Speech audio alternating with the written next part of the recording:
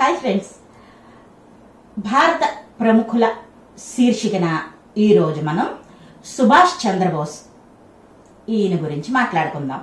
ఈయన 1897 జనవరి 23న ఒరిస్సాలోని కటక్ నందు జన్మించారు. 1945 ఆగస్టు 18న మరణించారని భావిస్తున్నాం. ఎందుకంటే బోస్ మరణం నేటికి ఒక మిస్టరీగా ఉంది. తల్లిదండ్రులు ప్రభావతి, జానకీనాథ్ బోస్.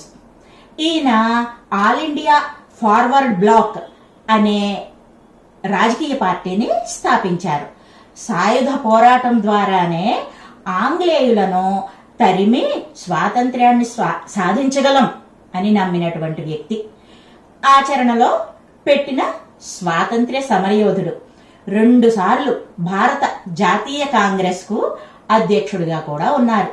కానీ అభిప్రాయ భేదాల వల్ల రాజీనామా చేశారు. సహాయ నిరాకరణోద్యమంలో బెంగాల్లో చిత్తరంజన్ దాస్ తో కలిసి ఉద్యమ నిర్వహణ చేశారు.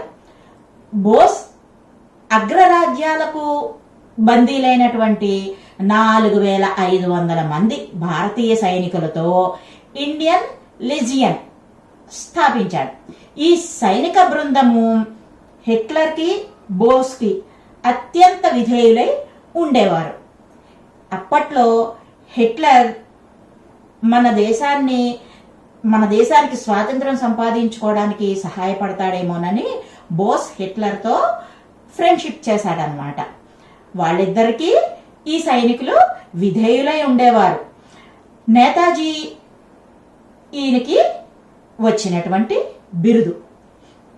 ఈయన జై హింద్, ఇంకా చలో ఢిల్లీ, నాకు రక్తాన్ని ఇవ్వండి, మీకు స్వాతంత్ర్యం ఇస్తాను అనేటటువంటి నినాదాలతో ప్రజలలో దేశభక్తిని, చైతన్యాన్ని పెంచారు బోస్. మరో మంచి వీడియోతో మళ్ళీ మీ ముందుకు వస్తా. Bye bye friends.